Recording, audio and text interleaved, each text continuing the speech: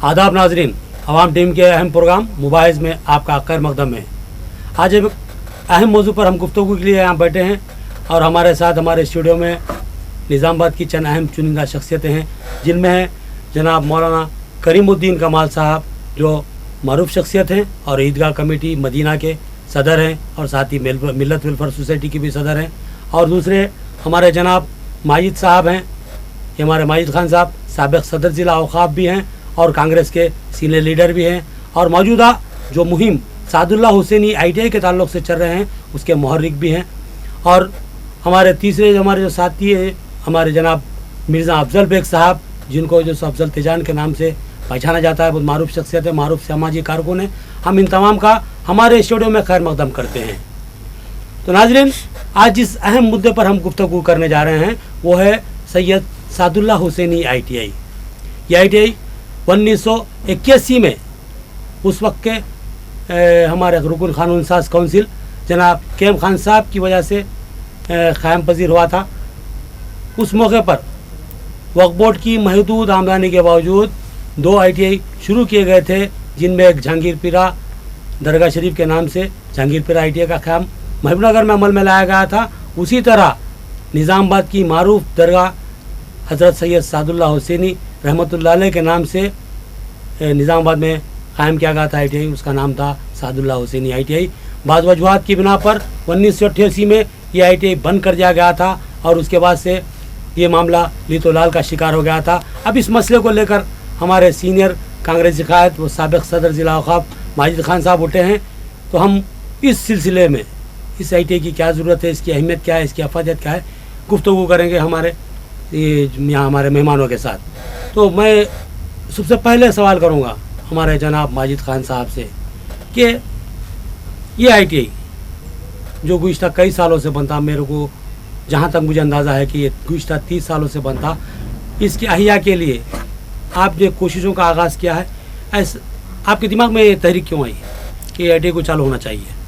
अलहदा तेलंगाना के बाद में आज दरगाह बड़ा पहाड़ हज़रत सैयद सादुल्लाह हुसैनी दरगाह से करोड़ों रुपए की आमदनी वक्फ बोर्ड के ख़ज़ाने में जमा हो रही है। तो ये वक्फ बोर्ड के ख़ज़ाने में जमा हो रही है, इससे वक्फ बोर्ड ना तो किसी के काम में पैसे खर्च कर रहा है, ना तो कोई चीज़ें जैसे कि जहाँ पर आपको खर्च करना है, एक रूल है उनका, वो रूल के तहत खर्च करना है, वो अभी तक खर्च में नहीं हो रहा। तो ये बात जहन में आई अलहदा तेलंगाना के बाद में आज निज़ामाबाद डिस्ट्रिक्ट से करोड़ों रुपए की आमदनी आज वक्फ बोर्ड के ख़ज़ाने में जमा हो रही है। तो क्यों ना हम जो सैयद सादुल्लाह हुसैनी ITI के नाम से जाना जा रहा था 1980 में, उसको दोबारा क़ायम करे। ये जहन में बात आने के बाद हमने उसको रिप्रेजेंटेशन करते हुए आज ITI की मुहिम को चला रहे हैं। इंशाल्लाह ये ITI दोबारा क़ायम होना है और निज़ामाबाद की आवाम से भी ख्वाहिश कर रहे हैं कि ITI दोबारा क़ायम करने के लिए साथ दे और साथ में रहे, और ये ITI इसलिए हम ये मुहिम चला रहे हैं। ये जैसे कि आप बता रहे हैं कि ज़िले से वक्फ बोर्ड को काफ़ी आमदनी, तो आप बता सकते हैं कितनी आमदनी है? निज़ामाबाद ज़िले से 3 से 4 करोड़ रुपये सालाना वक्फ बोर्ड को आमदनी है, और जबकि वक्फ बोर्ड का अपना कानून खुद ये बता रहा है कि जहाँ से दरगाह या मसाजिद या शॉपिंग कॉम्प्लेक्स जहाँ भी वक्फ बोर्ड उसका निगरानकार है या वक्फ बोर्ड उसकी निगरानी कर रहा है या सालाना वहाँ की इनकम ले रहा है वक्फ बोर्ड, तो 7% वक्फ फंड लेना है, 25% हक़ इंतज़ाम लेना है। टोटल 32% इनकम में से वक्फ बोर्ड 32% का हकदार है। वो 32% के बाद 68% जो बचा हुआ इनकम है, वो इनकम वहाँ निज़ामाबाद शहर में ही खर्च करना है, ताकि फलाही कामों में जैसे कि ITI चला जा रहा था 1980 की ईस्वी में, जबकि ज़िम्मेदारान ये ITI वो 68% के तहत ही चला रहे थे। आज 2016 में आज के ज़िम्मेदारान वो ITI को गुज़िश्ता 25 सालों से इसके ऊपर नज़र रखे ना, तो कुछ इसको आगे बढ़ा रहे। तो लिहाजा ये जो वक्फ बोर्ड का कानून है वो कानून के तहत अगर चलाएंगे तो आज निज़ामाबाद शहर में कितने नौजवान जो 8th 9th के बाद में अपने वक्त ज़ाया कर रहे हैं, या अपने घर की जिम्मेदारी समझ के अगर बाहर निकल रहे कुछ कमाना है, या घर को अगर मेरी जिम्मेदार हूँ मैं घर का, तो सीधा सीधा पहले वो तो या ऑटो चला रहे हैं या तो कोई एक शॉप पे जाके नौकरी कर रहे हैं। इसकी वजह क्या है, आज मुसलमान का ने अगर ये सैयद सादुल्लाह हुसैनी ITI दोबारा अगर निज़ामाबाद में आगाज़ होता तो ये आज जो नौजवान बेकार का अपना वक्त ज़ाया कर रहे और टेक्नीशियन नहीं रहने की वजह से आज कई ऐसे नौजवान हैं जो रातों में अपना वक्त गुजार रहे हैं। अगर ये ITI चालू होता है तो मैं समझता हूँ फ्री कोर्सेस जैसे कि वक्फ बोर्ड की तरफ से चलाया गया था ना, उसी तरीके से ये वक्फ बोर्ड अगर दोबारा चालू करेंगे तो फ्री कोर्सेज जैसे छोटे छोटे कोर्सेज है, सेंसर सिस्टम का है, AC टेक्नीशियन है, और आपको क्या है मालूम है लिफ्ट का है, और ऐसे चीज़ें हैं, हार्डवेयर है, सॉफ्टवेयर है, 5 महीने 4 महीने के कोर्सेस है। अगर ये कोर्सेस से अगर ये इस्तेफ़ादा हासिल करेंगे तो इंशाल्लाह मैं समझता हूँ कि ऐसे नौजवान आराम से अपनी ज़िंदगी का गुजर बसर कर सकेंगे। इसीलिए ये ITI के लिए हम नुमाइंदगी भी कर रहे हैं। वक्फ बोर्ड को हम ये बता रहे हैं कि अपना कानून के तहत वक्फ बोर्ड ये ITI को दोबारा क़ायम करे निज़ामाबाद शहर में। यानी कि आपका ये नया मुतालबा नहीं है, आप ये पुराने ITI को फिर दोबारा शुरू करने के लिए? जी हाँ, पुराना ITI दोबारा इसलिए चालू करे बता रहे हैं कि यह जो आज अलहदा तेलंगाना के बाद में जो रकम हमारी खाली वक्फ बोर्ड में रह रही है, वो रकम वक्फ बोर्ड का अपना खुद कानून है, वो रकम निज़ामाबाद शहर में खर्च करना है। जहाँ से इनकम ले रहा है वक्फ बोर्ड वहीं खर्च करना है। तो खर्च करने के लिए हम वक्फ बोर्ड को जोर दे रहे हैं कि आपके कानून के तहत आप ये खर्च कीजिए ताकि क्या मालूम है मुसलमानों का फ़ायदा हो सके। हमारे अफजल बेग साहब, आप इस ITI के मेरी इत्तला के मुताबिक साबिक स्टूडेंट हैं। आपने वहाँ से किस स्टेट में तालीम हासिल की थी? जी बहुत बहुत शुक्रिया। मैं भी सादुल्लाह हुसैनी का साबिक़ा स्टूडेंट हूँ और मैं वहाँ से ड्रॉप एंड सिविल तालीम हासिल की, और वो तालीम हासिल करने के बाद कमोपेश में 18 साल सऊदी अरब में गुजारा हूँ। और ये एक बहुत अच्छा इदारा था जो मिल्लत के लिए बहुत फ़ायदा बख्श था, और मैं मुबारकबाद पेश करता हूँ जनाब माजिद साहब को, जिन्होंने फिर से ये तहरीक का आगाज़ किया। और ये तहरीक चलाने का मकसद ये है कि ये सिर्फ़ और सिर्फ मिल्लत के नौजवानों को इसका फ़ायदा हो। ये अगर से ITI चालू होता है तो मिल्लत के नौजवानों का बहुत फ़ायदा होगा। और आप देखते हैं कि जो भी काम आज तक मिल्लत के लिए किया गया है, वो कामों में से एक काम सादुल्लाह हुसैनी ITI था, जो ख़ास तौर पे मिडिल क्लास वालों के लिए बहुत फ़ायदा बख्श था। अगर से फिर दोबारा इसका हिया फिर जो है सो आगाज़ होता है तो हमारे मिडिल क्लास के बच्चों के लिए बहुत फ़ायदा होगा। और जैसा कि माजिद खान साहब ने बताया कि छोटे छोटे जो कोर्सेस हैं, वो कोर्सेस अगर से कोई भी बच्चा करता है तो उन्हें अपना ख़ुद कफ़ील बन सकता है, और यानी कि अपने घर को खुद चला सकता है, या कोई अच्छे कंपनी में उसको रोज़गार फराहम हो सकता है ताकि वो अपने घरदार को आसानी से चला सकता है। ये ITI 1980 में चालू हुआ था। 1980 में इसका क़याम हुआ था, और 1980 में मुझे जहाँ तक याद है, जैसा KM खान साहब और फरीद तबस्सुम साहब और दीगर जो हमारे HA करीम साहब की ज़ेर क़यादत ये ITI का आगाज़ हुआ था, और बहुत अच्छे अंदाज में हुआ था। और मुझे ये भी याद है कि जब सादुल्लाह हुसैनी ITI के साथ साथ इंदौर ITI का भी जो है सो इनेकाद अमल में आया था, लेकिन और हम दोनों ITI में बहुत ज़्यादा जो है तक़ाबुल हुआ करता था, और जो फ़ायदा सादुल्लाह हुसैनी ITI में था वो सहूलियात जो है सो इंदौर ITI में नहीं थी। तो और माशाल्लाह से ना ही निज़ामाबाद के तलबा बल्कि बोधन, कोटगीर और दिगर आरमूर के कई ऐसे तलबा हैं जो आज भी सऊदी अरब में बरसरे रोज़गार हैं और अपना अच्छा मुस्तक़बिल संवार हैं। एक अंदाज़ा है आपको कि 1980 से लेकर 1988 तक जबकि ये इदारा बंद हुआ जी, कितने तलबा इस्तेफ़ादा करे होंगे इससे? भाई कमो पेश मैं समझता हूँ कि 600 से 700 तलबा जो है सो इससे इस्तेफ़ादा हासिल किए हैं और कर रहे हैं। ये 600 से 700 तलबा, क्योंकि हर साल हर ट्रेड से ड्राफ्ट एंड सिविल से कम से कम जो है सो हर साल 40 बच्चे फ़ायदा हासिल करते हैं, और टर्नर और फिटर में जो है सो कमो पेश जो है सो हर सेक्शन में 40 बच्चे हुआ करते। कितने ट्रेड थे उसमें? ड्राफ्ट एंड सिविल एक था, टर्नर था, और इलेक्ट्रिक था, और फिटर था। ये 5-6 किस्म के ट्रेड्स थे जिसमें काफ़ी बच्चे आते थे। ना ही जो है सो मुस्लिम बच्चे और गैर मुस्लिम बच्चे भी जब जो है सो उसमें तालीम हासिल करते थे। गैर मुस्लिम स्टूडेंट भी थे? जी, गैर मुस्लिम स्टूडेंट भी इसमें था। ये नई तला है जी। नाज़रीन, जैसे कि आपने अभी सुना, हमारे साबिक ITI के स्टूडेंट हैं जनाब मिर्ज़ा अफजल बेग साहब, तेजान ट्रेडर्स के मालिक हैं, और इन्होंने अभी बताया कि हमारे गैर मुस्लिम भाई भी इस ITI से इस्तेफ़ादा कर चुके हैं। तो इस ITI की अहमियत यहाँ पर कुछ उजागर हो रही है। कुछ समझ में आ रहा है कि ITI अगर शुरू होता है तो न सिर्फ मुस्लिम तबके को बल्कि हमारे दिगर तबक़ात को भी इसका फ़ायदा हासिल हो सकता है। इसकी ज़रूरत यहाँ महसूस हो रही है। तो मैं मौलाना की तरफ आऊँगा कि मौलाना बहैसियत एक आलिम दीन होने के, एक बहैसियत एक दानश्वर होने के, इस ITI से क्या फ़ायदा हासिल हो सकता है और ITI की क्यों ज़रूरत है, और वक्फ बोर्ड की जैसा कि हमारे माजिद खान साहब ने बताया कि काफ़ी बड़ी आमदनी है, इस आमदनी से मज़ीद हम क्या कर सकते हैं, इस सालों से कुछ रोशनी डाल सकते हैं आप? अस्सलाम वालेकुम रहमतुल्लाहि व बरकातुहू। बड़ा अच्छा सवाल आपने किया है कि इसकी ज़रूरत क्या है और इसके फ़वाइद क्या होंगे और औक़ाफ़ की जो आमदनी है उस आमदनी का ख़र्च कैसे किया जा सकता है। वही कानून है बना हुआ कि औक़ाफ़ी आमदनी मिल्लत पर ख़र्च होना चाहिए। तो और आज जो हुकूमतों की तरफ से बहुत से वादे और ताउन के ऐलानात हो रहे हैं, मैं ये समझता हूँ कि औक़ाफ़ी आमदनी और औक़ाफ़ी इमलाक का सही इस्तेमाल किया जाए और उसकी आमदनी का सही ज़रिया ढूंढा जाए तो इससे बेहतर कोई और स्कीम नहीं हो सकती।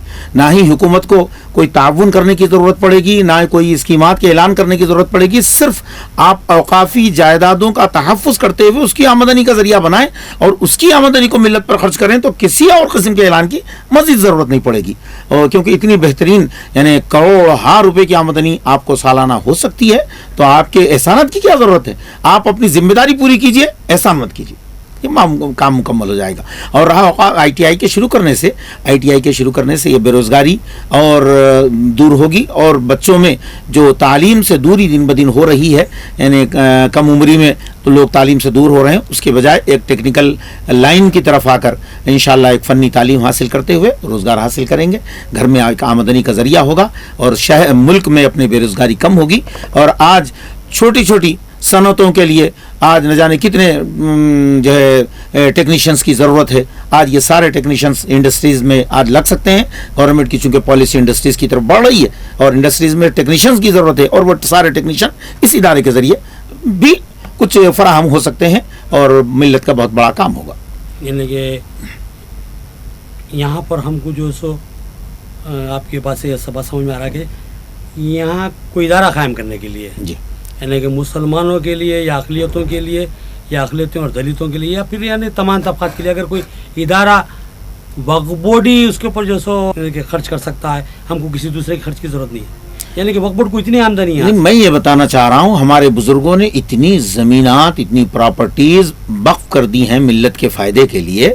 अगर उसको सही हासिल करते हुए उसको आमदनी का ज़रिया बनाया जाए तो मज़ीद किसी नए स्कीमात और ऐलानात की ज़रूरत नहीं पड़ेगी, बल्कि उसी आमदनी के ज़रिए मिल्लत के सारे मसाइल का हल हो सकता है। मिसाल के तौर पर आज शादी मुबारक जो गवर्नमेंट की तरफ से ऐलान हुआ है, अगर वक्फ की आमदनी माकूल हो तो आप ये स्कीम भी जो है इसी में जो है आप लगा सकते हैं। और इसके अलावा तालीमी इदारे, अक़लियती तालीमी इदारे जितने खोले जा रहे हैं उसी में ख़ुद भी इसकी आमदनी का बहुत बड़ा हिस्सा लगाया जा सकता है। और आज आइम्मा को बहुत मुख्तसर तनख्वाह होती है मसाजिद में, और मसाजिद के नाम पर ही, दरगाहों के नाम पर ही औक़ाफ़ जो है सारी जायदादें वक्फ हुई हैं, तो दरगाहों के इंतज़ाम सही हो सकते हैं। और मसाजिद के इमामों के लिए आज तनख्वाहों के लिए मिल्लत के अफराद परेशान हैं कि अखराजात बढ़ गए हैं, तनख्वाह कैसे बढ़ाएँ, कितनी बढ़ाएँ, कैसा दें। ये सारे इंतज़ाम जो हुकूमत आज वादा कर रही है, वादे की ज़रूरत नहीं पड़ेगी, बल्कि औक़ाफ़ी आमदनी को आप तनख्वाहों के ज़रिए भी इमाम, मुअज़्ज़िन और इन सब की तनख्वाहों का और मस्जिद के दीगर इंतज़ामात का भी इसी वक्फ फंड से आप फ़ायदा उठा सकते हैं।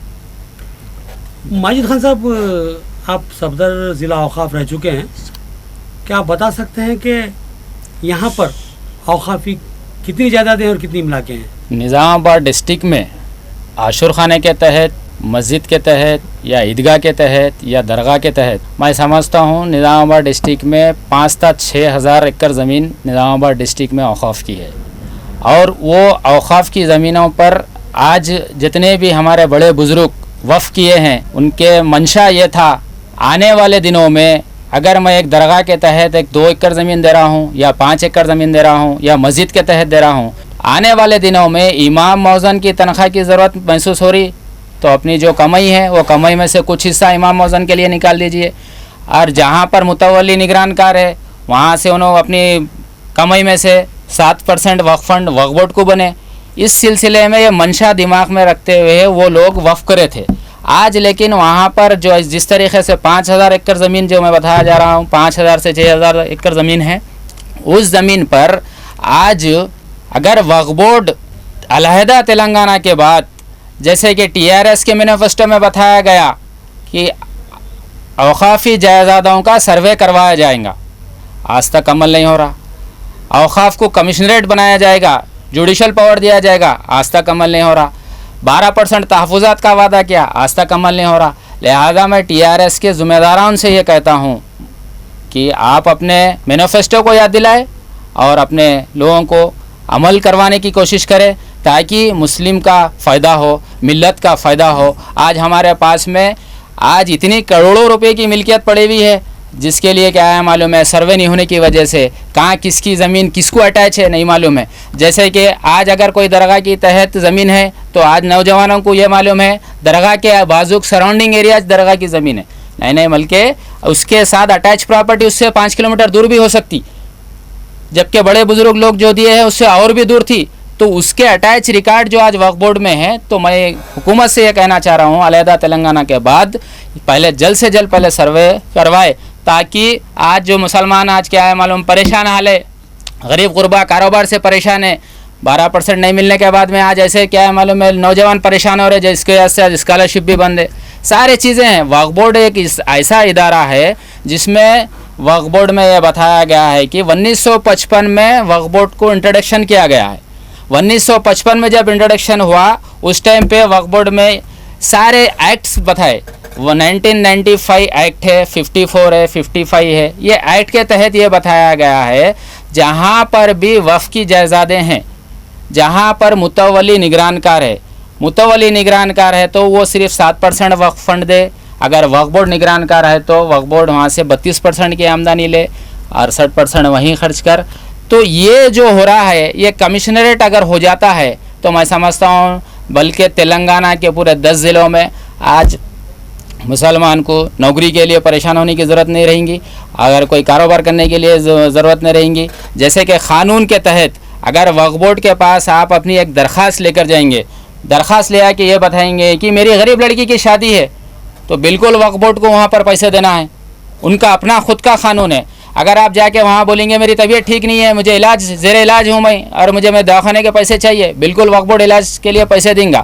अगर कोई डाइवर्स केसेस हो गए, कोई एक बच्ची अगर डाइवर्स हो गया सो है या तो दूसरी शादी नहीं कर रही हो, मुझे जीने के लिए मुझे कुछ सहारा चाहिए, मुझे माहाना कुछ इनकम चाहिए, कुछ पैसे चाहिए बोल के अगर वो बताएंगी तो बिल्कुल वक्फ बोर्ड उसको पैसे देना है, जैसे कि 1700 रुपये दे रहा है वक्फ बोर्ड। तो उसी तरह से अगर ये पूरे ज़मीनात अगर वापस आ जाएंगे तो 1700 की जगह 7000 रुपये दे सकता है वक्फ बोर्ड।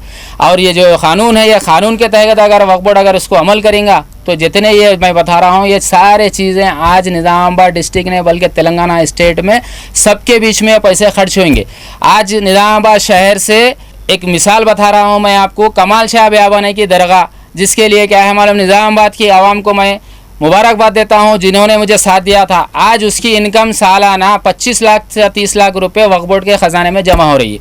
मैं ये बताना चाह रहा हूं 30 लाख रुपए अगर जमा हो रही है तो उसमें से अगर 68% अगर वक्फ बोर्ड क्या है निकाल के अगर यहाँ पर दे रहा है अपने कानून के तहत, तो कमाल शाह बियाबानी के नाम पे अगर वो एरिए में शायद चंद्रेश्वर में होने दो या चंद्रशेखर कॉलोनी में होने दो, मुस्लिम बस्ती है और भी कुछ लोग हैं, जैसे कि वक्फ बोर्ड में इससे पहले सादुल्ला हुसैनी ITI में जैसे कि अफजल साहब बताए हैं कि और भी कास्ट के लोग वहाँ पर ट्रेनिंग के लिए आते थे, उनके भी सर्टिफिकेट दिया जाता था, गवर्नमेंट से सर्टिफिकेट दे रहे थे। उसी तरह अगर कमाल शाह बियाबानी के नाम पे अगर 68% से अगर और भी इंस्टीट्यूट जैसे कि बच्चियों के लिए एम्ब्रॉयडरी है, ट्रेनिंग सेंटर्स है और आपके क्या है मालूम है सिलाई के लिए है, तो ये सारे इंस्टीट्यूट अगर वक्फ बोर्ड चला सकता है, ITI चला सकता है, कॉलेजेस चला सकता है, आपको वक्फ बोर्ड क्या है मालूम है इनकम में से आपके गरीब गुरबा को पैसे दे सकता है। इसलिए क्या है मालूम है ये आज 68% निज़ामाबाद के मुसलमानों का हक़ है, नहीं बल्कि तेलंगाना के स्टेट के मुसलमानों का हक़ है कि आपकी अपने बड़े लोग जो मिल्कियत यहाँ पर रखे गए, इसलिए रखे गए कि आगे जाके किसी को पूछने की ज़रूरत नहीं महसूस हो,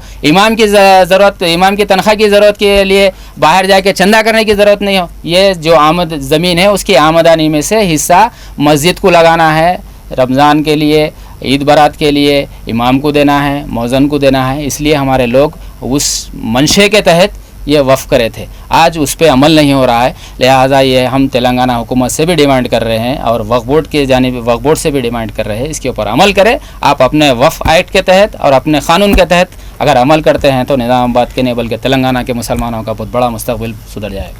हमारे माजिद खान साहब, आपसे तफसीलात सुनते हुए एक चीज़ जहन में मेरे एक सवाल उठ रहा है यहाँ पर। आप भी बहैसियत सदर ज़िला औक़ाफ़ यहाँ पर 3 साल गुजारे, बहैसियत नायब सदर 1 साल गुजारे, यानी 4 साल म्याद आपको 1 साल नायब सदर और 3 साल सदर की हैसियत से मिली। तो उस वक्त जबकि आपकी हुकूमत बरसर इक़्तिदार थी या कांग्रेस की हुकूमत थी, उस वक्त आपको सादुल्लाह हुसैनी की ITA की याद क्यों नहीं आई? बिल्कुल, आप बेहतरीन अच्छा सवाल करे हैं। मैं आपको ये बताना चाह रहा हूँ कि जब मेरा 2009 में नायब सदर दिया गया था, 1 साल के बाद मुझे सदारत दी गई, तो मैं 2012 तक ये नायब सदर और सदारत के बीच में मेरा अरसा गुजरा है। मैं आप लोगों को जिस टाइम पे मैं नायब सदर था उस टाइम पे पहला वक्त जो मेरा गुजरा है इज्तिमाई शादियों की उसमें गुजरा है। जैसे कि कांग्रेस गवर्नमेंट के टाइम पे इज्तिमाई शादियों की स्कीम आई थी, वो वक्फ बोर्ड के टाइप थी और वक्फ बोर्ड को ज़िम्मेदार बनाया गया था हुकूमत की जानिब से। तो उस टाइम पे हम बल्कि निज़ामाबाद ज़िले में छोटे छोटे मुकामात पर कई ऐसे हैंड पम्पलेट्स बंटवाते थे ताकि लोगों में शऊर बेदारी आए और ये स्कीम से इस्तेफ़ादा हासिल करे, इसका पैसा कहाँ वापस ना जाए।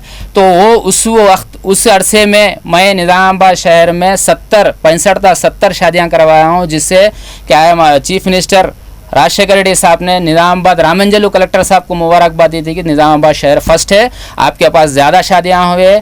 तो ये इसमें जो मेरा अरसा गुजरा है 4 से 6 महीने में इसमें गुजार चुका हूँ। उसके बाद मेरे जो मैनिफेस्टो में जो स्टेप बाय स्टेप मेरे मैनिफेस्टो में थे उसको करते चले गया। जैसे आपके खुदावनपुर में एक मस्जिद थी जिसमें आपसी इख्तलाफात में वो मस्जिद को बंद कर दिया गया था, गेट को लॉक डाल दिया गया था। आपसी इख्तलाफात को दूर करने के लिए मैं उसमें मुसलसिल 2 महीने वक्त लगाया। वो 2 महीने में दोनों जानिब दोनों ग्रुपों को बिठा के आपस में मसला हल करवा के दोबारा क्या है मालूम मस्जिद आगाज़ हो गई और वो मस्जिद में आज अल्हम्दुलिल्लाह 5 वक्त की नमाज़ें हो रही है। तो इसी तरीके से और भी चीज़ें जैसे सामने आई थी मेरे, अब मस्जिद आलमगीर निज़ामाबाद डिस्ट्रिक्ट का आखिरी हिस्सा आता, जहाँ से 1 किलोमीटर दूर हो गए तो निज़ामाबाद डिस्ट्रिक्ट ख़त्म होता है, मेदक शुरू होता है हैदराबाद जाते वक्त। वो मस्जिद में जब मैं पहली दफ़ा हैदराबाद गुजर रहा हूँ था वहाँ पर देखा तो ऐसे हालात सामने आए। वो हालात के बाद उसके हम ही ज़िम्मेदार समझते हुए हमारे दोस्त अहबाब के साथ उसको जब काम बेड़ा लेकर चले तो उसमें 1 साल का अरसा गुजर गया, जिसे रिनोवेट करवाना पड़ा, बाउंड्री बनाने, सारे चीज़ें। आज अल्हम्दुलिल्लाह वहाँ पर इमाम भी औक़ाफ़ से वक्फ बोर्ड से तनख्वाह हासिल कर रहे हैं, उनको भी परमानेंट कर दिया गया है, वहाँ पर भी नमाज़ें हो रही है। उसी तरह दुड़की में एक ईदगाह का मसला था, वो मसले में आज वहाँ पर एक ट्रांसफार्मर सब स्टेशन बनाया जा रहा था, उसको सर्वे करवा के वहाँ पर एक 2-4 महीने वक्त लगे। तो ये जैसे सिलसिला चलते चले गया मेरे साथ में, तो मुझे टाइम बस नहीं हुआ। इस वजह से मैं क्या है मालूम है इसके बीच में और मेरे एक चीज़ थी, अगर कोई एक इशू मैं अगर हाथ में लिया तो उसको जब तक उसके मुकम्मिल हासिल ना करूं और वक्फ बोर्ड को उसको वापस ना दूं, जैसे कि कमल शाह बियाबानी दरगाह थी, उसके लिए मैं एक साल मुसलसिल जद्दोजहद करते गया। निज़ामाबाद की आवाम मुझे साथ देते गई और उसे आज हासिल करके वक्फ बोर्ड को हैंडओवर करवा दिया। जब तक मैं उसके पीछे लगा हुआ था, जब तक क्या है मालूम है वो हासिल ना हो। तो ये इसी तरह से आज मेरे पास में 3 साल का अरसा गुजर गया। आज निज़ामाबाद में आप जैसा सवाल कर रहे हैं कि ITA के बारे में आप पहले क्यों नहीं सोचे, इससे पहले भी मैं रिप्रेजेंटेशन दिया था, लेकिन एक काम के बाद जैसा जैसा मेरा काम ख़त्म होते चलेगा उसके बाद में मैं आज ITA का सिलसिला लेके उठा हूँ। इंशाल्लाह ITA के लिए भी मैं कोशिश जद्दोजहद कर रहा हूँ। इसके बाद भी और भी ऐसे मसाइल हैं जिससे क्या है मालूम मुसलमानों का फलाई और फ़ायदा हो सकता है, इसलिए मैं ये कोशिश करते चले जा रहा हूँ। इंशाल्लाह आज जैसे कि आज आवाम चाह रही है कि आज आवाम ये बता रही है कि औक़ाफ़ की जायदादें अगर हिफाजत होती, जैसा मौलाना बताया कि अगर औक़ाफ़ की जायदादें अगर हमको वापस मिल जाती है तो हुकूमत की हमारे को कोई इमदाद की ज़रूरत नहीं है। जैसे कि आज इमाम मौज़न की तनख्वाह दे रहे पर कोई ज़रूरत नहीं है हमें। वाक़ई बेशक बात ये सही है कि मौलाना जो बता रहे हैं, आज हमारे पास में जितने भी बड़े बुज़ुर्ग लोग ज़मीन छोड़ के खाली मस्जिद ने छोड़े, उसके तहत 4 मलियान तो भी दिए या उसके तहत क्या है मालूम है एक ज़मीन तो भी दिए, ताकि आगे चल के उनको मालूम था कि इसके लिए तकलीफ़ ना हो। आज लेकिन जिसको भी ज़िम्मेदार बनाया गया, मुतवली अगर कोई ज़िम्मेदार बन के रहा तो मस्जिद को छोड़ दिया, मलकियों को बाजू को अपने बल के बनाया। तो उस सिलसिले में औक़ाफ़ के ज़िम्मेदारान को आगे आना चाहिए। औक़ाफ़ के वक्फ बोर्ड को भी जो एम्प्लॉई है उन्हें भी अपनी सही ड्यूटी निभाना चाहिए ताकि ये चीज़ वापस वक्फ बोर्ड में हिफाजत से रह सके। ये हमारे सब्जेक्ट से हटी हुई गुफ्तगू है। लेकिन एक सवाल पूछ लेना चाह रहा हूँ, थोड़ा सा इसमें मेरे को ऐसा पहलू नहीं, फ़ायदे का पहलू नज़र आ रहा। ये कमाल शाह बियाबानी की जो दरगाह की बात की है आप, यहाँ पर पहले क्या आमदनी थी और बाद में जैसे कि आप दावा कर रहे हैं कि मैं प्रॉपर्टी दिलाया हूँ, अब मौजूदा क्या आमदनी है? जब वो कमाल शाह बियाबानी का जब मसला बाहर आया और उसके ऊपर एजुटेशन किया गया, उसके ऊपर नुमाइंदगी की गई, हासिल की गई, जब उस टाइम पे जो मुतवली के जो अपने किस तरह से उसको मेंटेन कर रहे थे ये किसी को पता नहीं था। वक्फ बोर्ड सिर्फ और वक्फ बोर्ड का रूल क्या था, 7% उनसे इनकम में से वक्फ फंड ले रहा था। वो 7% अगर उन्होंने 1 लाख रुपए बता रहे तो 700 रुपये हो रहे, या नहीं तो क्या है मालूम है 10 लाख बता रहे तो 7,000 हो रहे। तो ये इनका अपना मसला था। तब हम हासिल करके डायरेक्ट मैनेजमेंट में ले लिए वो प्रॉपर्टी को। आज वक्फ बोर्ड उससे किराया वसूल कर रहा है, तो गुज़िश्ता 3 सालों में वक्फ बोर्ड वहाँ से 25 से 30 लाख रुपए सालाना वक्फ बोर्ड वहाँ से किराया वसूल कर रहा है। ये हमारे पास में लिस्ट है, और हर दुकान से, हर मकान से, हर शादी खाने से, पेट्रोल पंप से कितना किराया वसूल हो रहा है वो पूरी लिस्ट हमारे पास में है। तो सालाना माहिना 2.5 लाख से 3 लाख के बीच में वसूल हो रहा है, तो सालाना करीब 25 से 30 लाख रुपए हमारे वक्फ बोर्ड के डिपार्टमेंट में जमा हो रहे हैं ख़जाने में। तो वो ये बिल्कुल ऑथेंटिक प्रूफ है हमारे पास में, और लीगल हमारे पास सब सारे चीज़ें हैं। ये हम बिल्कुल आपको दावे के साथ कह सकते हैं। मौलाना, इस ताल्लुक़ से आम मुसलमानों में शऊर बेदारी के लिए आप कुछ कहेंगे? भाई ये मिल्लत का मामला है, हर फर्द इसका ज़िम्मेदार है। और औक़ाफ़ी जायदादों के ताल्लुक़ से एक शरई मसला भी है कि जो चीज़ जिस काम के लिए वक्फ़ हो उस काम के लिए ही ख़र्च होना चाहिए। जो जगह कब्रस्तान के लिए वक्फ़ हो तो कब्रस्तान ही हो, जो जगह आमदनी के लिए वक्फ़ हो तो आमदनी का ही ज़रिया हो, जो जगह मस्जिद के लिए या ईदगाह के लिए वक्फ़ हो तो उसी काम के लिए। तो मैं ये कहूँगा कि जो भी ज़मीनें, जो भी जायदादें, जो भी प्रॉपर्टियाँ उस ज़माने में पुराने लोग वक्फ़ किए हैं सवाब की नीयत से, या जो है दीन की खिदमत करने वालों के इमदाद के लिए, तो उन्हीं कामों के लिए ख़र्च होना चाहिए। मिसाल के तौर पे जो लोग पहले जैसे खिदमत गुजार के नाम से थे, चाहे वो आशुर खाने के खिदमत गुजार हों, मस्जिद के खिदमत गुजार हों, ईदगाह के खिदमत गुजार हों, वो खिदमत गुजारों को 4 एकड़, तो 4 एकड़ पर काश्त करते हुए अपना ज़रिया माश वो रखे हुए थे और उसके अलावा खिदमत किया करते थे। आज आप खिदमत नहीं कर रहे हैं, आपकी औलादें खिदमत नहीं कर रही, तो आपकी ज़िम्मेदारी है कि वो ज़मीन वफ़ कर दें मस्जिदों को, ताकि उसकी आमदनी के ज़रिए मसाजिद के अखराजात की पाबजाई हो, उसकी तकमील हो। और इसी तरह अगर आप खुद नहीं रखे हुए हैं, दूसरों के कब्ज़े में आप किए हुए हैं, दिए हुए हैं, तो आपकी ज़िम्मेदारी है कि उसको भी वापस दिलाने के लिए और काफ़ी मिल्कियत में दिलाने के लिए आप जिद्दोजहद करें। हर एक की, हर शख्स की, मिल्लत के हर फ़र्द की ज़िम्मेदारी है कि वो जिस जो मिल्लत की खिदमत के लिए जो चीज़ वक्फ हुई है वापस उसे दिलाए, उसमें जिद्दोजहद करे। इंशाअल्लाह वो उसका बड़ा अजर है, सवाब है, क्योंकि वक्फ की हुई जायदादें अल्लाह की अमानत, अल्लाह की अमानत है। अल्लाह की अमानत की हिफाजत के लिए अपने आप को मसरूफ़ रखना या अपनी जिद्दोजहद करना, ये बड़ा अजर व सवाब का काम है। हमारे जनाब अफजल बेग साहब, आपने कहा था कि बहुत से नौजवानों ने इस ITA से इस्तेफ़ादा किया था। आप कुछ ऐसे मिसालें पेश कर सकते हैं, कुछ हजरात जो अच्छे मुकामों पे फायज़ हुए हैं या कोई अच्छा मौक़ूफ़ रखते हैं इस ITA से इस्तेफ़ादा करते हुए? जी,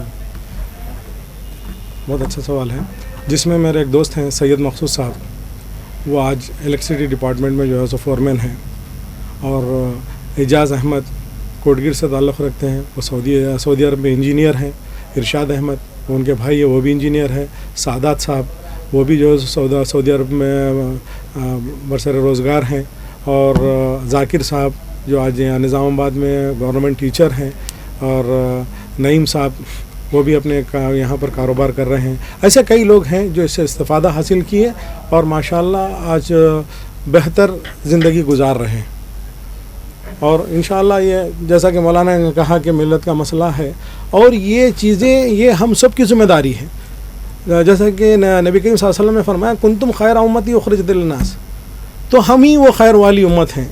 ना ही कि एक आदमी का ये फ़र्ज़ है कि वो काम करे, लेकिन हम तमाम की ये ज़िम्मेदारी है। जैसा कि नबी करीम सल्लल्लाहु अलैहि वसल्लम ने फरमाया कि हम खैर वाली उम्मत हैं, तो हम अपने लोगों को, अपने भाइयों को खैर की तरफ दावत दें, खैर की तरफ बुलाएं। जो भलाई का काम हो वो भलाई के काम जो है सो हम कराएं, ताकि जो है सो हमारे बच्चों का और आने वाली नस्ल जो है सो हमारी खैर के काम करने वाली बने, भलाई का काम करने वाली बने, अच्छा से अच्छा काम करने वाली बने। जब आदमी खैर का काम करता है या फिर रोज़गार से लगता है, अपनी ज़िंदगी गुजारता है, तो खुराफात से दूर रहता है। तो ये आज एक ही हमारे माजिद खान साहब की ज़िम्मेदार नहीं है, बल्कि हम तमाम मुसलमानों की ज़रूरत है, ज़िम्मेदारी है कि हम दोबारा इसकी कुशादगी के लिए जो है जितनी कोशिश है हम करना चाहिए, और इस कोशिश के तहत इस तहरीक को जो है हम आगे बढ़ाना है। और इंशाअल्लाह इस आइडिया को दोबारा जो है सो कायम होता है तो हमारे लिए और हमारी मिल्लत के लिए, हमारे बच्चों के लिए बहुत बड़ा सरमाया और बहुत बड़ा फ़ायदा हो।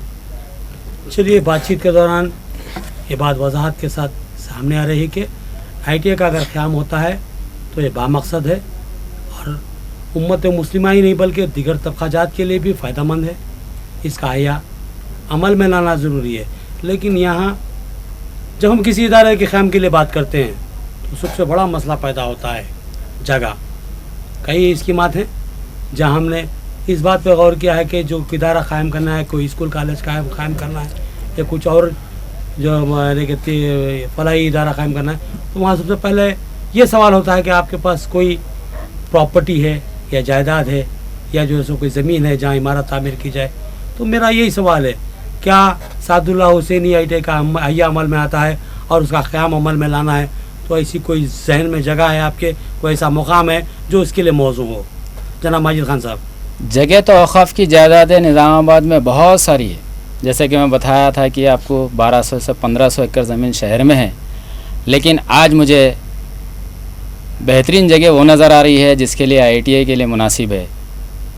जो स्लेटर हाउस पे बिल्डिंग तामीर होकर गुज़िश्ता 5 सालों से वो खाली पड़ी हुई है, उसमें अगर ITA आ जाता है तो बहुत मौजूद जगह है।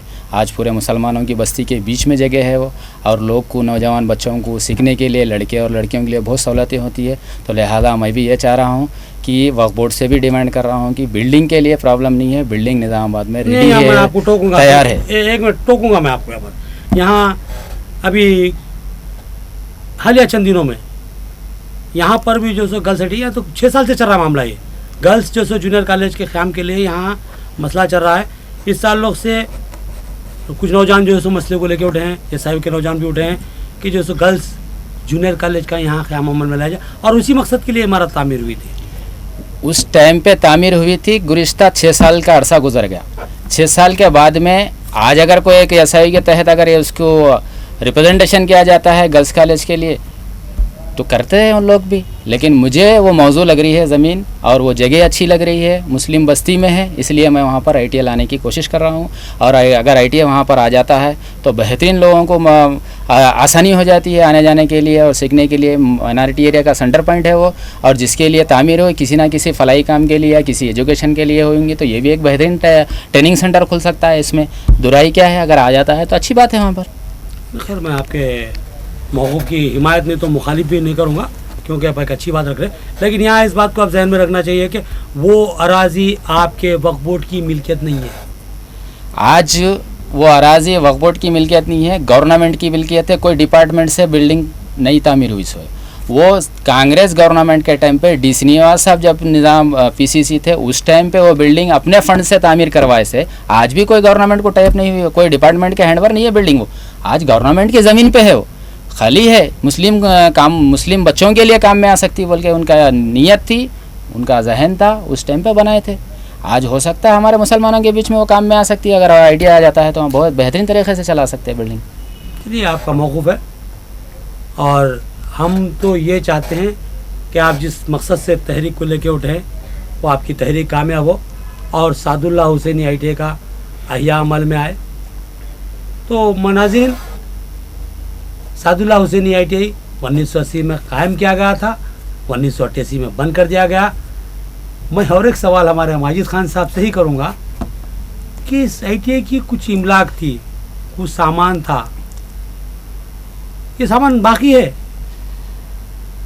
मेरे नोटिस के हिसाब से सामान जो 3 ट्रेड सिखाए जाते थे, जैसे कि हमारे अफजल भाई ने बताया, ड्राफ्टमैन, सिविल, फिटिंग, वेल्डिंग, ये तीनों ट्रेड थे जब ITA शुरू हुआ था 1980 ईस्वी में। बंद हुए तक ये ट्रेड के जितने भी अचीवमेंट्स है आज चिश्तिया मस्जिद के 2 रूमों में महफूज रख दिया गया है। गुज़िश्ता 15-18 सालों का अरसा हो चुका होगा समझता हूँ मैं। आज वक्फ बोर्ड उसको किराया भी दे रहा है और मैं समझता हूँ वो रूमों का किराए में भी वक्फ बोर्ड कुछ किराया 5-7 साल का बाकी भी है। और उसका जो अचीवमेंट्स है आज मैं समझता हूँ वो इस्तेमाल में आता होगा या नहीं आता होगा, उसको एक टीम सर्वे करेंगी, टीम देखेंगी। अगर नहीं आता है तो उसका उनको क्या करना है वो करेंगे। और इस तरीके से नए थ्रेड्स दिया जाएंगे, वो पुराने थ्रेड्स से नए थ्रेड्स के लिए तो वो सामान अचीवमेंट जो भी है वो कुछ काम में नहीं आएगा।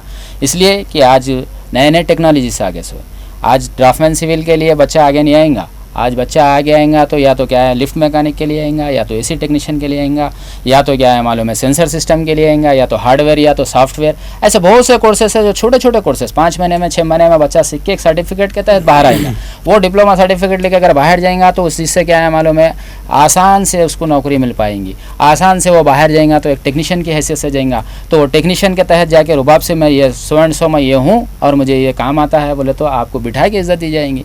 तो ये हमारा माइंड में रखते हुए हम ये ITA के सामान को गौर नहीं कर रहे, बल्कि ITA चालू कराने के लिए जो हम जद्दोजहद कर रहे हैं वो ITA चालू होए तक हम जद्दोजहद करते रहेंगे। हुकूमत से भी डिमांड करेंगे और औक़ाफ़ की ज़िम्मेदारों से भी डिमांड करेंगे, CEO से भी डिमांड करेंगे। तो ये हमारे डिमांड्स है कि जल्द से जल्द ITA दोबारा निज़ामाबाद शहर में और ये जो बिल्डिंग खाली है वो बिल्डिंग में दोबारा आगाज़ किया जाए, मालापली बिल्डिंग में। नाज़रीन, अब हम अपनी गुफ्तगू को समेटते हैं। यहाँ पर कुछ बातें वजाहत से सामने आई कि सादुल्ला हुसैनी ITA का क़याम नया मामला नहीं है, नया इदारा नहीं मांगा जा रहा है, बल्कि एक पुराना इदारा है जिसे किसी मकसद के तहत या किसी वजह से बंद कर दिया गया था। इसको दोबारा शुरू करवाना है, इसके लिए नए परमिशन की ज़रूरत नहीं है। अलबत्ता माजिद खान साहब ने बताया कि नए ट्रेड्स की ज़रूरत है।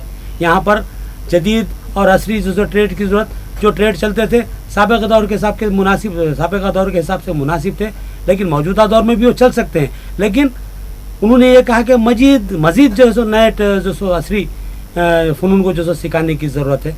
ये एक अच्छा मुतालबा है और मैं समझता हूँ इनको आवाम की तायद भी हासिल रहेगी। तो आखिर में जो है सो अगर कुछ मैसेज हमारे जनाब माजिद साहब आप अगर आपने जो है सो मिल्लत के भाइयों को देना चाहते हैं तो आप दे सकते हैं।